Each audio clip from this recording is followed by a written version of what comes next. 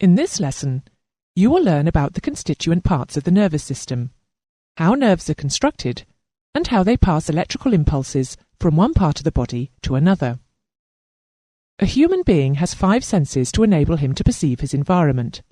The 5 senses are sight, hearing, taste, smell, and touch. Sight and hearing will be covered in much greater detail later in their own lessons. In this lesson, we will deal with taste, smell, and touch. The senses of taste and smell are closely related. On the tongue, there are sensitive taste buds which detect sweet and sour tastes. These taste sensations are complemented by the sense of smell. In the nose, there are receptor cells, which can detect a wide range of odours, which the brain interprets by reference to its memory of the same or similar smells, associated tastes, and visual images. The skin, which is the largest organ of the body, contains receptors which can detect heat, cold, pain, and pressure. These receptors are very sensitive. For example, they enable blind people to read Braille by running their fingers over raised dots on a page. In addition to the 5 main senses, there are, within the muscles, pressure-sensitive cells, called proprioceptors, that can assist in the appreciation of the relative position of limbs and can detect the effects of gravity. When a pilot uses this ability to assist him in flying his aircraft, we say that he is flying by the seat of the pants.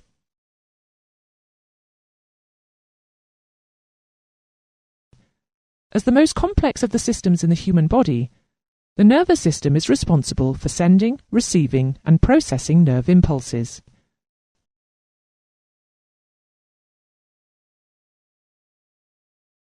The nervous system serves as the body's control centre and its communication network.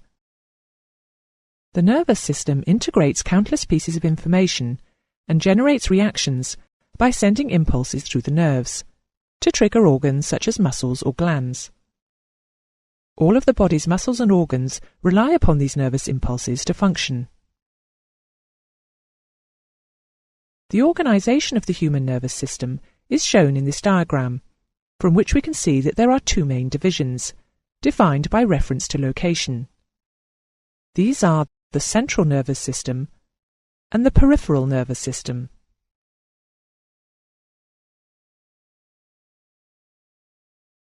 The central nervous system is made up of the brain and the spinal cord.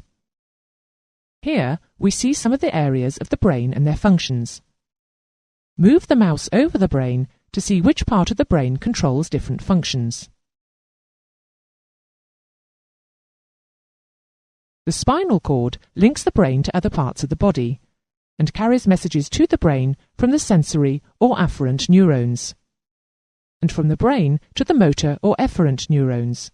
Linking sensory and motor neurons are interneurons, which are found in the spinal cord or the brain.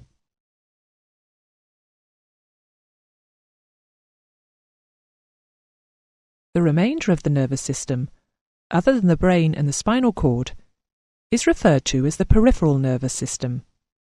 The chart shows how the peripheral nervous system can be further defined by reference to its functions, namely the somatic and the autonomic nervous systems.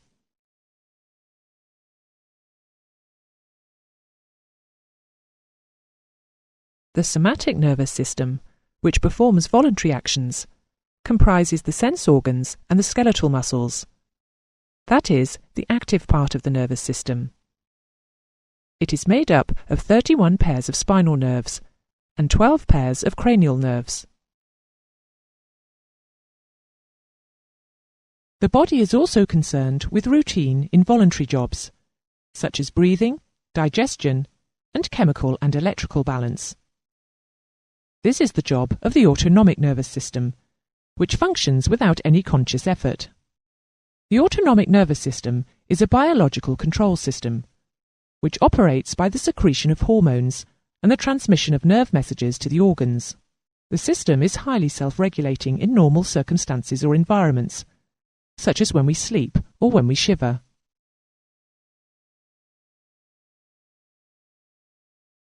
The same autonomic system energizes the body organs when strong stimuli are experienced.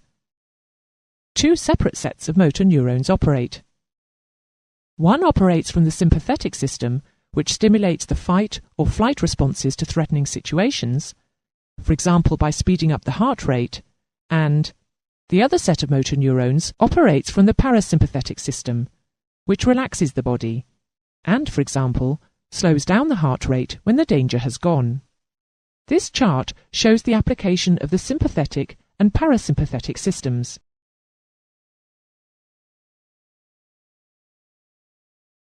Let us now look in detail at the structure of nerves and how they work.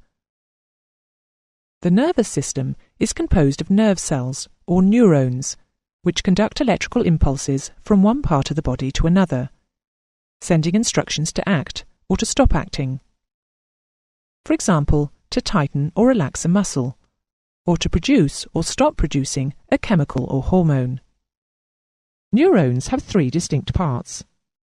Dendrites receive information from another cell and transmit the message to another part of the neuron, the cell body, which contains the nucleus and is the control center.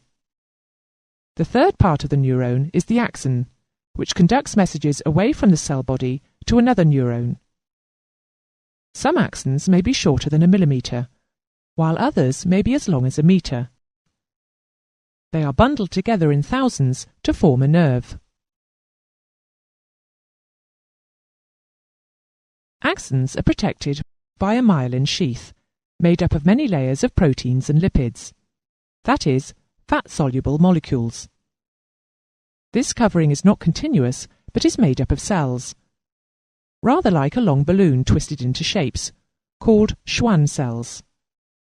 In between the Schwann cells, there is an unmyelated area called the node of Ranvier, and it is here that the electrical impulse, the action potential, is repeated, so as to pass the message along the nerve.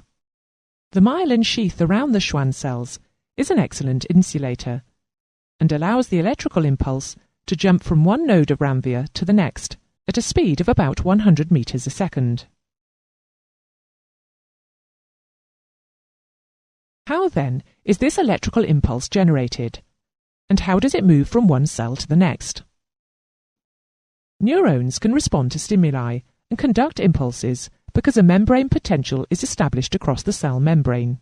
In other words, there is an unequal distribution of ions, or charged atoms, on the two sides of a nerve cell membrane. Two ions are responsible for this membrane potential: sodium, Na, and potassium, K.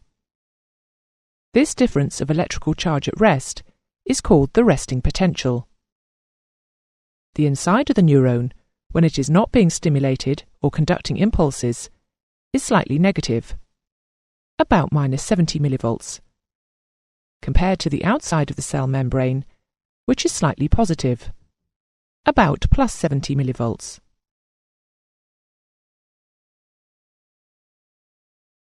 When stimulated enough past the sensory threshold, sodium channels open, and sodium rushes into the axon, giving rise to a region of positive charge within the axon. This process is called depolarization, as the original negative polarity of the cell is being changed to positive. The region of positive charge causes nearby voltage-gated sodium channels to close. Just after the sodium channels close, the potassium channels open wide, and potassium exits the axon. So the charge across the membrane is brought back to its resting potential, and the inside of the neuron is negative again. This is called repolarization. This process of alternating the cell's polarity from negative to positive and back continues as a chain reaction along the axon. The influx of sodium depolarizes the axon, and the outflow of potassium repolarizes the axon. This movement of sodium and potassium ions is known as the sodium-potassium pump. Here we see an animation of the sodium-potassium pump process, which causes the electrical impulse to move along a neuron. If the stimulus is not great enough, the sensory threshold will not be reached, and no message will be sent. It is an all-or-nothing principle.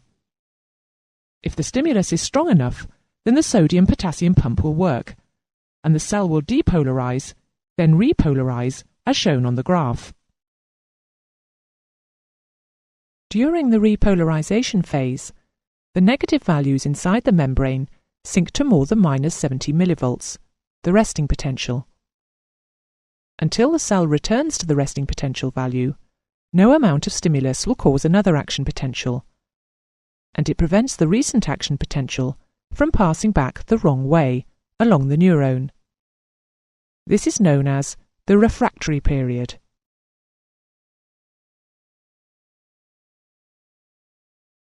A special longer-term characteristic of all sensory receptors is that they adapt, either partially or completely, to their stimuli after a period of time.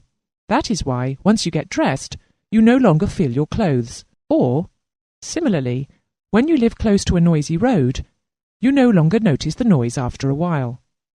This is called habituation, or sensory adaptation. When the electrical impulse has reached the end of the axon, it crosses to the dendrone of another neuron across a synapse.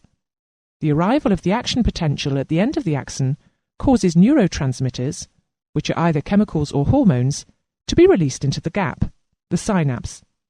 These neurotransmitters reach the membrane of the next neuron, causing an action potential to be created, which passes on the message.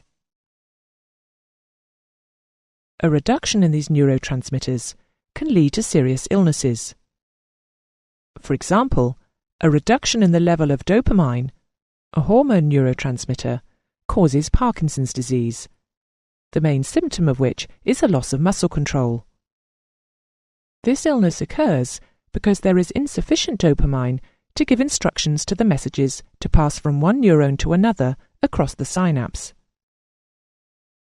This loss of neurotransmitters can be caused by old age or illness, but also by some chemicals, such as insecticides, caffeine, cocaine, and LSD.